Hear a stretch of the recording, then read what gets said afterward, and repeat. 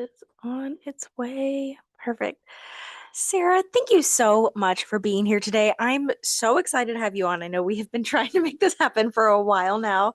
And I'm so thrilled to have this conversation because you were really ahead of your time with what you decided to do. But before we dive into that, before we get into all things Instagram and leaving Instagram and all of that, just tell everyone a little bit about yourself and who it is that you serve. Yeah, hi everyone. I'm so glad to be here. Thanks, Amanda, for having me on. My name is Sarah. I am a brand designer. So I create strategic, intentional brand designs for creative entrepreneurs, kind of in a variety of specific slices of the industry. I work with a lot of interior designers or wedding industry pros, creative educators, kind of a mix of clients there.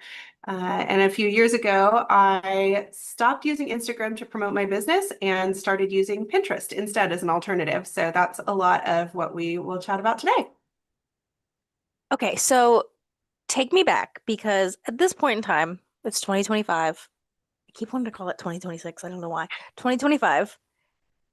Everyone is annoyed with Instagram at this point, right? We're all feeling over it. You probably don't see the discourse because you're not on social media, actually, which sounds beautiful. But everyone's tired of Instagram. They're tired of the changes. It's just exhausting. And you were ahead of your time because you stepped out of Instagram in 2021. Tell us a little bit about what went into that decision and why you decided to do that. Yeah, oh my gosh, so many different reasons, but I definitely hear from friends about how fed up they are with Instagram. So I know that everybody is kind of reaching that breaking point. I think I just reached that breaking point a little earlier than most. So a lot of the same reasons that I think a lot of people now are feeling frustrated, I was just already feeling back then. It's just so much time and effort, and sometimes for so little reward. So for me, I am not someone who can create video content very quickly, and that was really the turning point. Once Reels kind of became the primary focus, stories were definitely promoting video content a lot more.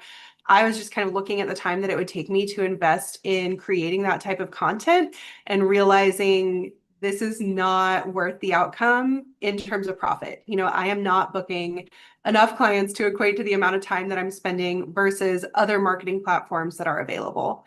So really, once I started to look at that time cost factor, it was actually very clear that it was not worth my time at all. Again, and that's for me personally. So this is not to, discourage anyone who really loves Instagram content. More power to you. I just realized that for me, the time investment and, the emotion that I had while creating it was not pleasant either. So, yeah, I think that was kind of the starting point, was just that time investment. And okay, I have so many questions off of that. First, how did you determine? Was there anything you really looked at as far as where your clients were coming from and how did you know? Because I think there are some people that get stuck in I don't know if it's sunk cost fallacy but just this idea of, well, but I don't really know because they may come from somewhere else, but I'm nurturing them on Instagram. How did you know for sure? I know Right, you right. didn't, but what made you go, this is really not where I'm getting my clients? This is not Yeah. the best way to spend my time. Yeah, so I definitely could tell that I was getting some clients from Instagram. So it was hard to say I'm willing to forego these clients in favor of what I think is going to be a more efficient marketing strategy. So I do get it. That's hard to say I'm going to give up these clients and take the risk on trying something different. But to me, it seemed worth that risk, knowing how much I did not enjoy my time on Instagram, that it would be worth it to try something different. So I kind of track my clients the same way that I'm assuming a lot of our audience is, whereas clients are filling out my contact form, I'm getting to see where they're coming from. I was kind of looking at those Instagram metrics, and even when I got a lot of views, I noticed that it wasn't always converting into clicks over to my website. Again, let's say that they do get on my email list, but then I'm not actually sure if they're converting at any point. So it was a little bit of a mystery, which was part of why I didn't really want to continue there. And part of that too is just looking at, I hinted at it before, but just that emotional cost too. So as I'm trying to figure out, like, are people converting? I'm not really sure. I'm pouring all of this time into this platform. I also just wasn't enjoying it. And I'm sure you guys are all familiar with, You say you're going to post content. Okay, well, it used to be that you could kind of schedule content and forget it. That turned out to not really be the case anymore. These platforms are making you the product. They want you to be on this platform as long as possible. That's what it's designed for, is to keep you sucked into the platform. So even if you're saying, I'm only going to hop on and post my content really quickly, you would find yourself then, 15 minutes later, maybe an hour later, kind of still scrolling, like, oh, I have to engage. I just have to answer this one DM and then I'll be out. And it just kind of kept rolling into so much time spent. And so I think that was the real metric that made me decide it was worth the risk, even if I was getting a couple of clients from Instagram. It was like, look, could I get two clients elsewhere? If I'm getting a client per month from Instagram, could I get that client somewhere else that's not costing me so much in terms of my time and in terms of my emotional energy? Those are hours that I would much rather have, spending time with my family or hiking, compared to just kind of getting sucked into the screen, which always just left me with a not good feeling. There's a lot of negativity for me that came with Instagram specifically. How does it feel, or how has it felt over the past few years to not have that time and energy suck in your life anymore? Like what is on the other side of leaving Instagram? And then also, did you personally leave all social media or just on your business side of things? Yeah, so I did not have a personal Instagram account. I only had the business account. So I guess kind of everything. I did still have a Facebook account that I would occasionally use for mostly groups, which I think is kind of what many of us are, still tied to Facebook for. And let me just give the caveat that I would go back twice a year and kind of dump some portfolio photos on Instagram. So, it doesn't have to be a completely black and white, I've deleted everything. You can step away from Instagram without it having to be this complete total cutoff. So, I'm just putting that out there, that there is an in between where you could choose to post every once in a while, let people know you're still alive. Like, that's okay too. So you have options, but I do think that the time I was gaining back just felt so much more enriching. I actually would sometimes just kind of make lists of, well, what would I do with all this time back? And for me, a lot of times it was that connecting to nature, it could be some self-care, getting in some exercise, and I think that would help a lot when you're tempted to open up that app to really think about it for just a second. Even if you're logged out so that you have to put in your password before you can see the app again, that's a good chance to just kind of gut check and be like, hey, like if I look back on this tomorrow, will I be glad that I spent this time scrolling on Instagram? Or will I be happy that I made it out for a walk or connected with a friend for a cup of coffee? I think I just started to look at where would I find more enjoyment and what would just kind of enhance my overall well-being, more than getting sucked into this app. So I think if you can kind of start to build that mental list of things that you're excited for, that helps it feel like an easier transition versus, just telling yourself, like, can't get on Instagram. You want to think about all the things that you really can and would like to do. And I think just having that mindset of, I really want to prioritize the things that matter to me, that lend meaning into my life, that really feel energizing and life sustaining. It really just makes a big difference where you find yourself not really wanting to get on the app anyway. So yeah, that definitely eases the transition away from it. And how has it been as far as staying in contact with people in the business space? Like, what does that look like for you? Because I know for myself, that's a fear Mhm. where, but then I'm not, those little moments of connection with Yeah. other business owners. What does that look like for you now as far as losing that little connection from Instagram? I, again, am just going to totally reframe that to, what if you had a different type of connection with the business owners that you care about on Instagram? I think, again, we all sort of feel that pseudo social relationship on Instagram specifically.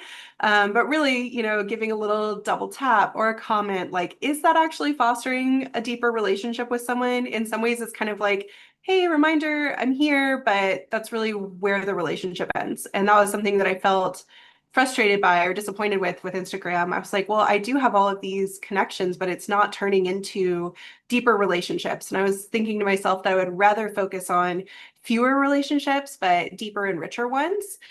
So again, it was kind of like, would I be okay with a smaller network if I knew that this network was full of people who just really supported me? These are the people who are going to refer me, who are going to speak my name at in-person events. Can I just focus on growing deeper connections with all of them?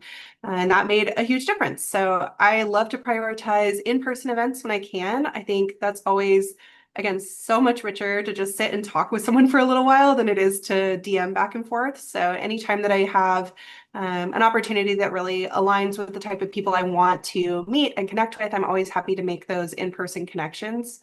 And then I have to say, old-fashioned email really goes a long way. I think, again, think of the difference between if someone comments like, beautiful photo, versus if you get an email in your inbox that says, hey, like you've been on my mind. I've been thinking about you. How's your business going? Let me know how things are going for you. You're likely to start a much deeper conversation there. So I'm a fan of old school email, just to reach out to people. I think that's a fun way to stay connected. And then even sometimes sending some snail mail notes is always fun to just give people a little surprise. So yeah, I have to say at some of those in-person conferences, that's actually one of my favorite parts of being off Instagram. I kind of listen to a lot of the conversations around me. And again, I noticed that they almost fall short. The conversation typically goes like, oh, hey, nice to meet you. I think we know each other on Instagram. And then it just kind of stops there. Or even, oh, how's stuff going for you? I saw that you blah, blah, blah. I saw that you just launched a new course. I saw that you went on a trip to wherever. And then the response is just kind of like, yeah, I did. And it just sort of stops after that. So I found that when I go to those in-person events, it's so fun to have people come up and see me and say, how are you? What have you been up to? I don't really know. And that gives us a good chance to actually talk on a much deeper level than it used to be when I was on Instagram and we were just kind of commenting on what we had seen on each other's profiles. And on the opposite side of that, I think we've gotten so comfortable with parasocial relationships through social media Yeah. that I know I have a really hard time when people ask me, what have I been up to? And I'm like, I don't know. Yeah. I Yeah. don't know. What have I been doing? Right. But I think part of that comes from, I think in my mind, I'm sharing all of this stuff on social media, Right. but I'm Yeah. I'm not actually even. But we feel like we're sharing more than we are, I think. A And 100%. You feel like you're sharing so much. And even just that question of like, what have you been doing is always an interesting one, like a great place to start. But I always find myself wondering, well, what if we started asking more questions like, hey, like, tell me about your family. How did you grow up? How many siblings do you have? I'd love to get to know people again on kind of this level a little bit deeper than just like our daily activities. Not that there's anything wrong with that, but again, there's so much more that, we're not typically sharing that type of thing on Instagram. But if we could get a little more confident and a little more comfortable talking about that in person, I feel like it just opens the door to get to know people in a way that just feels much more enriching. it feels like the art of asking questions has been lost in the art of conversation. Yeah. Yeah. This Let's is get something I've back been to thinking a that. lot about. If anyone has a book recommendation about Yeah. asking good questions in conversation, Yeah. I'm terrible at it. It's not a skill that I've ever had, and I'm sure social media has made it worse. So if anyone has a book rec, that's Yeah. actually something I wrote down last Tuesday to look into and haven't yet. So, um, I even love, we've bought before and I've made some of my own of like table topics questions. I feel like those are a fun way to make it into like a game and sort of get a little more comfortable with it. But I'd always love to hear some of those more insightful answers than like, what have you been up to lately? As a starting point is great, but sometimes it feels like, okay, well, where do we go from there? So I've got one friend who's so good at asking questions and just being so present in conversations, and she's not on social media actually. Correlation, causation, I don't know, but right. she's so good at it. And every time I'm getting ready to hang out with her, I'm like, okay, ask questions, ask questions, ask questions. Yeah. And then we hang out and afterwards, like, dang it, she asked all the questions again. And I try every time. I'm like, I'm gonna be better. I'm gonna ask more questions to her Yeah. this time. But she's so good at asking questions that I always just fall into the trap of just answering them. And then she Right. asks another and another and another. Like, I Yeah, want to it be takes more a like lot of her. practice. Yeah, and some people are so good at it. I've definitely noticed and admired that too, for sure. Yeah, I think part of that too is a lot of times when we meet in person, people are talking about what's going on social media. They say, "Did you see that TikTok?" Blank. And I'm like, "Nope, I sure didn't. We're gonna have to talk about something else." So I almost I like that. I feel like it opens the door, even if it's a little awkward or uncomfortable at first, to talk about something a little bit more than whatever the latest on social media has been.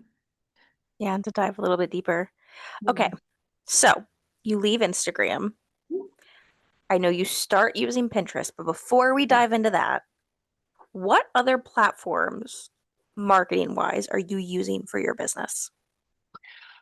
I think that's kind of it. Well, I have an email list, so Pinterest certainly ties into the email list, and we'll talk more about that. So to me, those kind of are made to work in tandem. I feel like those do a really nice job of working together seamlessly. So I kind of think of those as the same marketing strategy. And again, we can talk about it a little bit more, but my blog also ties into that quite a bit as well. So I'm always kind of cycling my content through my blog, which gets put on Pinterest, but then people sign up for my email list. So that's kind of this little ecosystem, I guess, that I'm trying to get people into. But beyond that, I don't think there's really much else going on. I'm not doing Facebook ads, no Instagram. So yeah, no YouTube. Occasionally I'll do podcast interviews, which is always a great chance to chat. But Pinterest has really been the main focus. So yeah.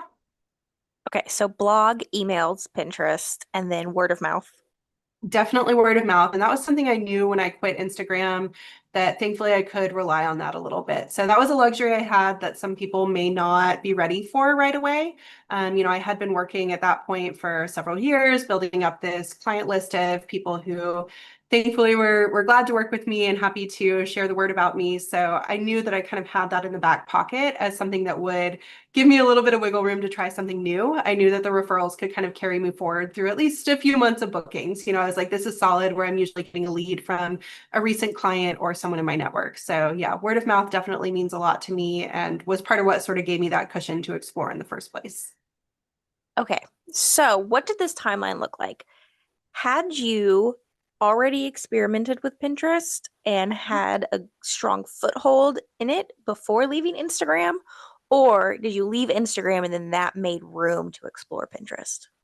No, these were definitely kind of going on in tandem. I think I had already kind of been dissatisfied with Instagram for a while and, was posting less and less frequently while I was starting things out on Pinterest. I like to tell people in my course, I started on Pinterest way back when it was still invite code only. So I had plenty of, personal stuff on Pinterest and like ugly stuff on Pinterest, but starting to use it for business, I had definitely started to put some stuff out there and I had seen some traction and I was kind of like, okay, like this could really be worth the effort. So I knew that there was a little bit of momentum headed into that. And how did you get to a point where you felt and comfortable and were seeing results? Was it just pure experimentation? What did that look like? Yeah, definitely a lot of experimentation and trial and error. I would say that I had a couple of email opt-ins that really took off on Pinterest. And that was a huge turning point where I was like, oh my gosh, my email list just grew from literally just like my mom and my grandma to, up to 10,000, 12,000 people from a couple of these opt-ins that were converting really well. And so once I started to see that those were taking off on Pinterest, I was like, oh my gosh, okay, like this is really all clicking now. I'm starting to see how these can really have a benefit, can get people onto my email list. And the email list for me felt like a much more natural place to talk to people. Again, it's opening up that conversation. It didn't really feel like selling or marketing anymore. So that really opened my eyes to what could be on Pinterest. Once a couple of those started to take off, I was like, oh, I'm getting way more eyes on these than I could ever possibly hope to reach on Instagram. So I started to see there was a lot of potential. And what, okay, so you're pinning your freebies. Mhm. You said you were pinning your blogs. Is there Mhm. anything else that you're also pinning, or is it really just those two things? Yeah, I think that was pretty much it. At one point, I probably was experimenting, trying pinning other things, but I feel like the blog and the freebies were really what was converting best. So I was definitely focused there.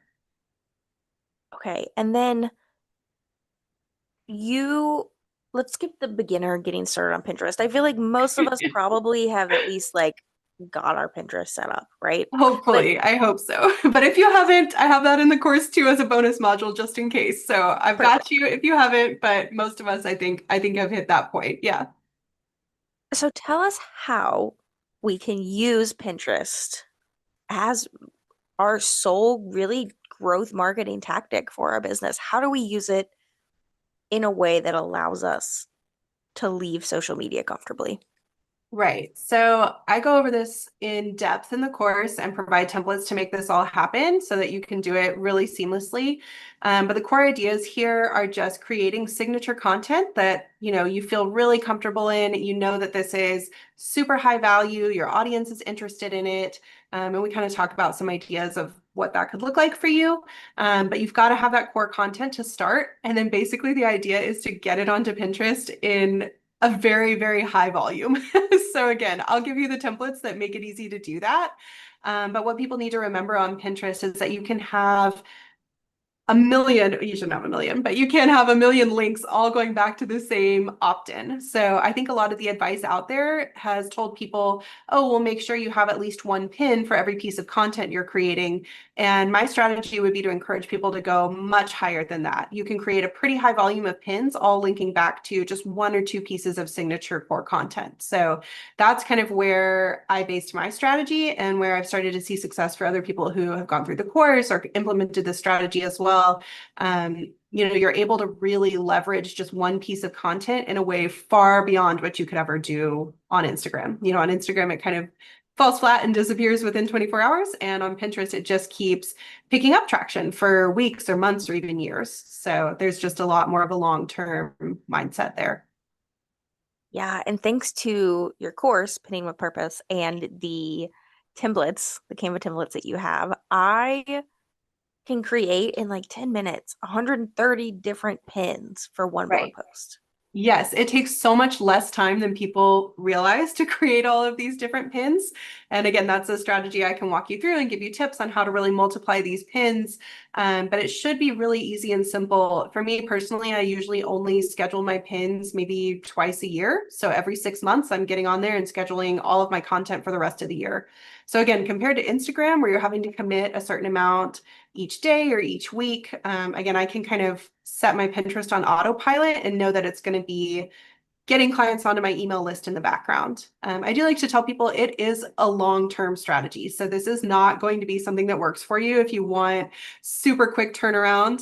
This is something that you want to invest in for, the weeks, months, even years ahead. So it does take a little while sometimes for pins to gather traction. I would say at least 3 months. So again, this strategy is really a great one for people who have a solid offer in place that you plan to keep offering for a while. You want to make sure that this is not a short-term offer. So for example, if you were selling tickets to a conference or a virtual event, that is a time-limited offer that is probably not going to convert super well on Pinterest. You need something that's going to have that evergreen longevity. So, how often are you putting out a new blog post? Since I had a kid, never. I mean, I'm joking, but really, I am very rarely putting out new blog posts. I'll post some portfolio posts of my work, but as far as, signature core content, very, very infrequently over the last 2 years since having my daughter. So And so I'm you're not putting out brand new blog posts, and right. yet you're just sending people to the ones that are already on your site through Pinterest. Exactly. Yes. So again, that was as I was leaving Instagram, I knew that I already had a lot of blog posts that I felt super confident in, but I was also adding those blog posts that I could get on Pinterest at that time. So as I was leaving Instagram, I was like, look, this is a great time to invest in my blog and really get some content that I can leverage moving forward. So I am still getting traction to those posts from 2021, 2022. And I still think of them as great core content posts. They're evergreen, so I feel confident in directing traffic to them. Same thing for the freebies. These are evergreen freebies that I know people are still interested in signing up for even years later. So again, that's one of the benefits. You kind of have to be careful about the longevity if you're marketing something for the short term. But the flip side is that you are getting content that's getting traction for years and years. So it's my favorite part of Pinterest that it can just kind of keep going in the background and you don't really have to think about it. I certainly do see a difference when I have time and effort to make more blog posts or make more opt-ins and kind of get some fresh content out there. That's great. But I do know that things can keep running in the background, at least at a certain level, even if I'm not consistently creating new content. And so you're scheduling out twice a year, but what does that actively look like? Like, how many pins are you scheduled per day, and Yeah. how, um, I had another a part two to that question, but I forgot it. So let's start there. How many, like when you're in, I believe you use Tailwind, correct? Mhm. Yep, that's right. Um, so inside your Tailwind, like what does an average day look like for your pins? Yeah, yeah. So I would say usually anywhere from like 7 to 10 pins a day. And that can definitely vary. I would say don't be intimidated by that number. A lot of people hear, 10 pins a day. Like I'm only making 10 pins a year right now, So don't feel overwhelmed by that. The goal is just to have some consistency. So even if you are adding 1 pin a day or 2 pins a day to your queue, that is awesome. That is adding consistency that Pinterest is going to like to see. So start small, don't feel like you have to go big. But for me, usually that kind of like 7, 10, maybe even sometimes as high as like 14 feels good. It just kind of depends on how much content I have. Again, in this past year or so, I have less new content that I'm sharing just because I've been focused on my family so much. So I'm on the lower side. And that's been, again, totally fine. I'm still getting traction to the pins that matter most and still getting people on the email list and into my inbox with inquiries. So yeah, it can kind of adjust, but And so how often are you creating pins for the same content? So for yeah, example, let's say again, I created 130 with those templates. Easy. I create 130 pins for one of my opt-ins. I yep, spread it out so one of those goes out each day for 130 days. yep. How often are you then making another set of pins for that same Yeah, thing? yeah. So that's where I would definitely be keeping an eye on my metrics. And sometimes I'll notice that a blog post I think will do super well kind of falls flat. Like, okay, it didn't go over quite as well. That's fine. Or vice versa. Sometimes there's a post that really took off, even though I might not have expected it. So I'm paying attention to which ones are getting a lot of traction. And then I'll pack more content behind that particular post. So same thing for the freebies. So I've had a lot of success with my 100 affirmations freebie. People sign up for the email list, they get an affirmation delivered to their inbox each day. That one really brought in a lot of people to my email list. So that's one that I know gets a lot of traction. So that's one that I will make sure I'm promoting again and again, just because people still continue to sign up for it. I know that it works. I've seen a lot of the results behind it. So if I see one that kind of flops, I'm probably not going to spend as much time investing in that again. But if there's one that continues to get that evergreen traction, I'll definitely return to it. Okay, so you have told us a little bit about pinning with purpose, but give us a quick rundown of what it is and how it really helps. I mean, Yeah. I'll say this, I binged it. It was one of those things where I was like, I know I need this. I binged it in a weekend, I think, and then I immediately had 130 pins for two or three different blog posts up and running. I might have at this point ran out of content and forgot to go back. But That happened. that's not the course's fault. That's mine. Yeah. That definitely happens. And yeah, I mean, the course is definitely made to be bingeable. It's a relatively short course overall. The strategy is fairly simple, I think, to implement. Like once you kind of learn what this method looks like, you can start doing it right away. And I definitely recommend doing it right away because, like I said, this is a long-term process. So if you can get something out today, or this week or this month, just know that that's already benefiting you in the future, months or years from now. So the sooner you can start, the better.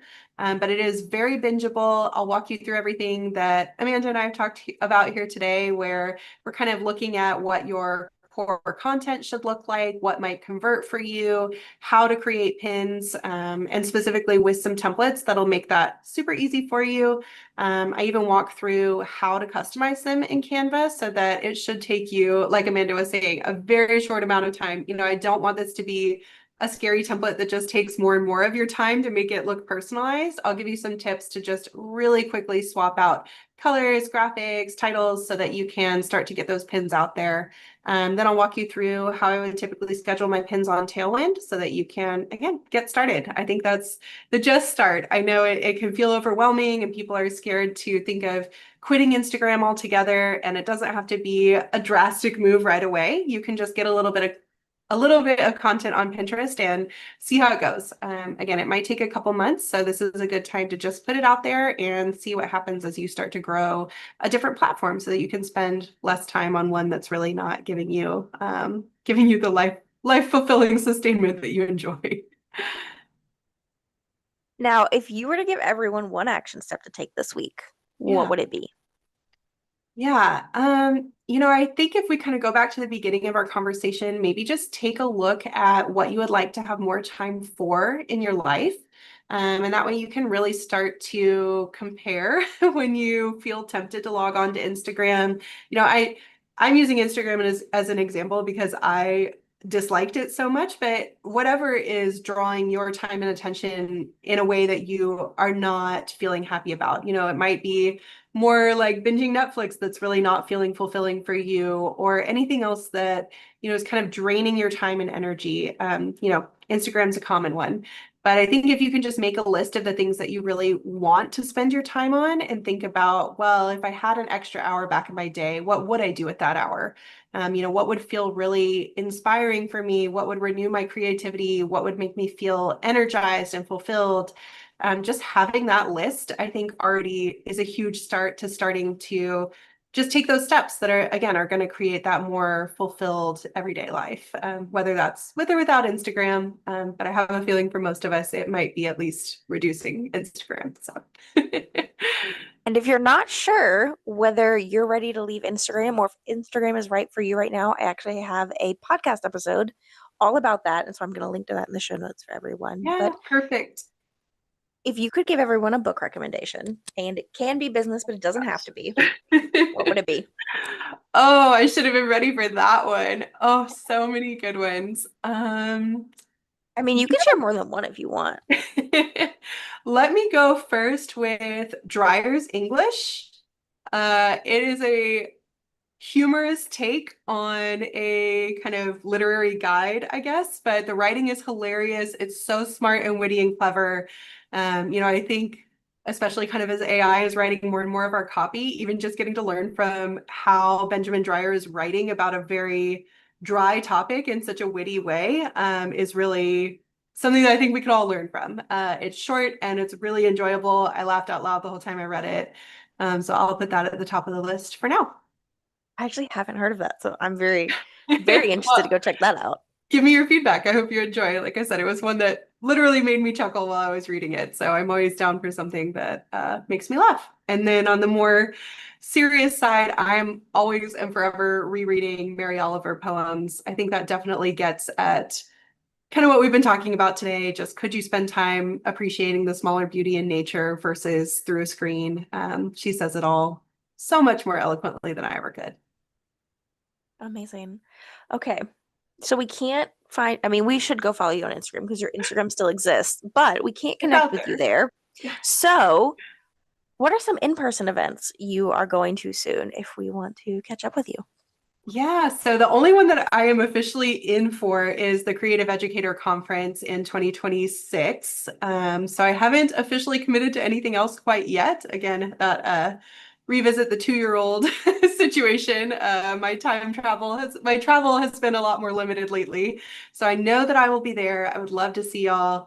You're also always welcome to send me an email. Again, I'm happy to actually have a conversation on email, not just like a, a cold pitch email or anything. I would love to actually meet you and talk with you via email is always very, very welcomed. So feel free to visit my website. It's got my email on there. You can fill out the contact form, but I would love to hear from you and kind of hear your thoughts on this. I think it's a helpful conversation to have both on the podcast and hopefully spark some interesting conversations off the podcast too. So I would be so thrilled to hear from anyone out there that wants to chat further.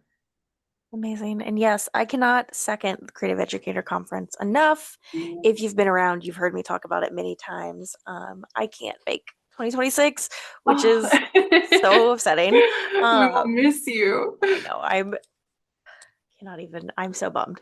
But this is the conference of the year for creative educators. So if you're watching this, that's probably you. And Yes. it is And I have to truly say, behind the scenes, Laylee and I are working on the graphics and the theme for this upcoming year. And I think it's just going to be a total step up and a lot of fun. So sorry, Amanda, but for anyone else who wants to be there, we'd love to see you. I'm just gonna go cry about it. No, truly, like you always do such an amazing job with the design. Like it blows me away every year. Um, and Laylee is just made to be a conference host. Like it's she's so Absolutely. clearly living into her purpose there. And everyone's amazing. It is the room to be in. So Absolutely 100%. Yes. I won't be in it, unfortunately, but Well, I would love to meet any of our listeners there. It'd be a great place to connect. Just come introduce yourself and we can talk about, anything, not just what we've been doing lately or what we've seen on social media. So I'll have some questions ready. I love it. All right, Sarah, thank you so much for being here and for sharing so much of your wisdom. For anyone who is interested in learning more about Pinterest, truly cannot recommend her course enough. Like I said, I binged it immediately. I put it into practice as soon as I finished binging it. It is such an incredible course and so Thank you. simple, Yes. not only to grasp, but also to then take and put into practice. It's not going to be one of those courses that collects dust in yourself. It So is look for bingeable that. and self-paced and easy to implement within the same day. So we'll make it It's truly simple on you. wonderful. Yeah. Amazing. Thank you so much, Sarah. Yeah. Thank you, Amanda. I appreciate it so much. And it was so good to